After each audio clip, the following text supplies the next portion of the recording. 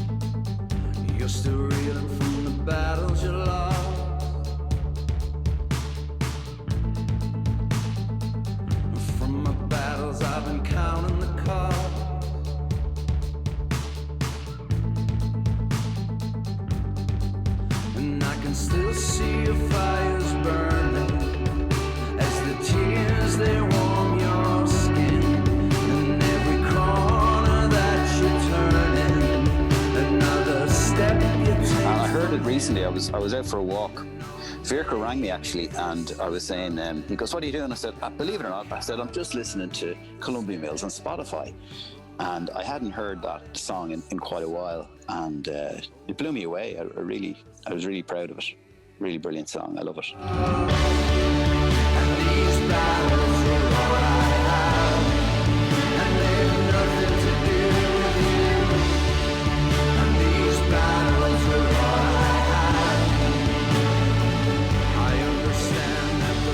Remember we took over RHA Gallery and made a video for it?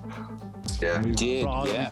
We were working with Leah Houston, and she did the album artwork for A Safe Distance to Watch, and she had a room upstairs in that gallery, and so we got in through her, I think. Did we, Fiach? Or we'd done a gig for the Blue Moon thing as well, so we kind of we knew a couple of people there, and then we got in and we brought all of Leah's artwork from upstairs that she'd been making, and we put it all over the walls and like just took over the gallery for the day, which was class. So I think what happened was we asked could we use it because Leah was there, and she kind of put us onto the manager, and because they have like insurance issues and stuff like that, they said we'll have to charge you, and it was a massive amount, and I was like, oh, I can't really afford that. So I went into negotiation mode, and I said, "Is there anything else we can do?" And she goes, "Well, you could come and do a gig here." And I said, "No problem.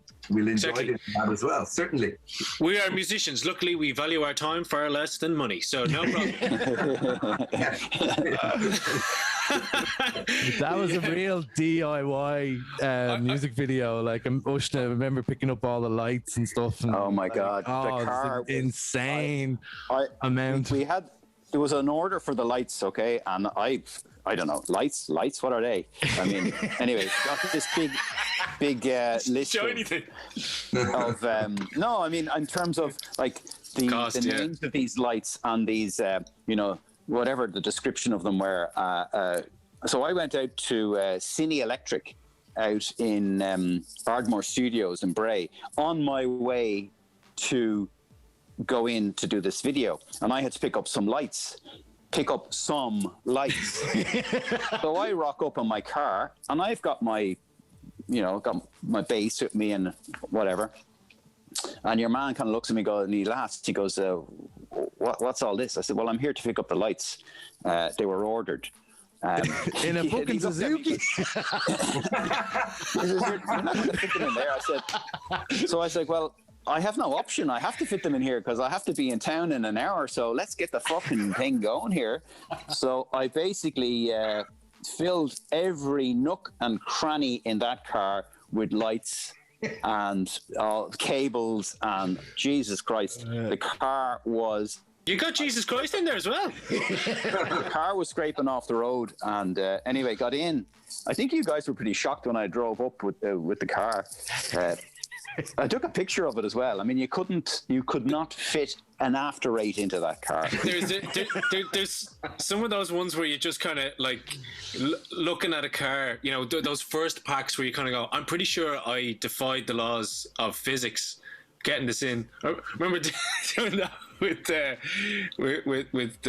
Get Well Soon. We were supposed to be supporting Cat Power, you know, Cat Power in Germany, and but we absolutely packed all the stuff into his estate, and was just kind of going, oh my god. And we were taking videos. We were sending all the videos on to everyone. So proud. Got to the gig. Turns out she had her support with her on tour anyway, and we didn't get to play. No.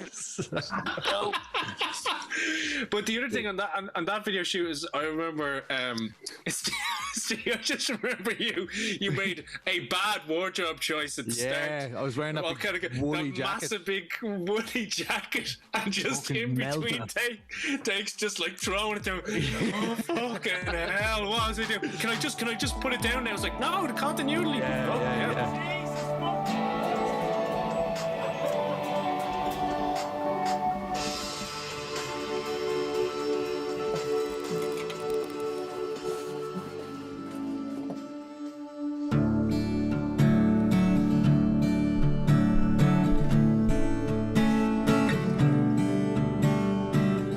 Good friend Fergal Devitt, aka Finn Balor. He used it in his documentary. He's a WWE superstar now. Yeah, he used it in a documentary about, well, the production team used it in a documentary about, he got a really bad injury, and it worked really well. We did an acoustic version of it. Yeah. And it got a lot of traction from people in America, WWE fans, because of that. So it's great. From my battles, I've been counting the cost. And it's funny because I suppose when that song was again kind of one of the first ones that I remember, now I could be wrong, but like of that kind of crossroads between Empire Saints and Columbia Mills. Now maybe I don't know if I have the time frame on that, but I do really remember that because again, when we were going into to record the album, we weren't entirely sure if that was going to be on the album. No, I remember. It didn't have a chorus. It had it was one of the first things that I programmed on the Groovebox, and so it was there for a long time before we used it. And you know, the intro and everything, I just threw the kitchen sink at it, but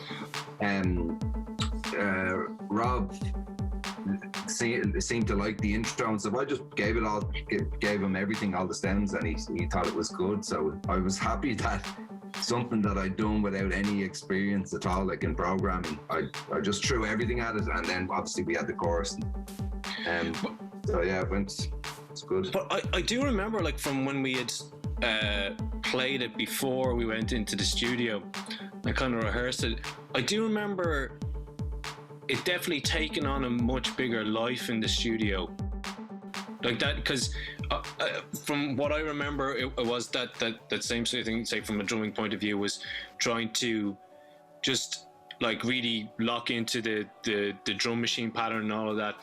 But then when we got into the studio, there was far more of, you know, parts where it all opened up and then came back down again, and it felt like it definitely took on way more life in certain sections, as opposed to the way that we had been even just rehearsing it beforehand, and that was just something that happened in the studio. And I remember that happening with a couple of songs, and that was one of the ones that stuck out to me, kind of, because I did that, like Ush was saying, that whole thing of like after the intro and coming in big, I don't know if that's the way it always was. It was kind of more low key at the start. The change we had was the intro was there, but you know, the chorus, these battles are all I have, that was an outro. There wasn't a chorus in the song. That's I remember right. that, actually, yeah, And that it was happening. Yeah, that's right. Yeah, yeah. That happened twice. And I found Paulina had a video of us playing that in the Harbour Bar in Bray. Do you remember that gig? Was that we had brought our own desk. One moving light behind us spinning around.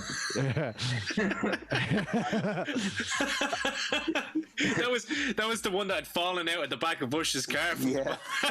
No, but it's quite coincidentally that was Fergal David's brother who gave us that light. He came down, Kieran, wasn't it? Yeah. But I remember we played it, and Paulina had a recording of it, and we weren't mad into the song. And I watched it, and we had it. Sorry, the chorus that we had, which is now the chorus, was an outro, and we were playing that, and we played it to Rob, and he goes, "What the fuck is that thing at the end?" And we're like, "That's the outro," and he goes, "That's the fucking chorus." Just like, oh yeah, You fucking idiots. you stupid. Oh God, this is why I moved out of the country. It was ideas like this. So that's where the chorus came from.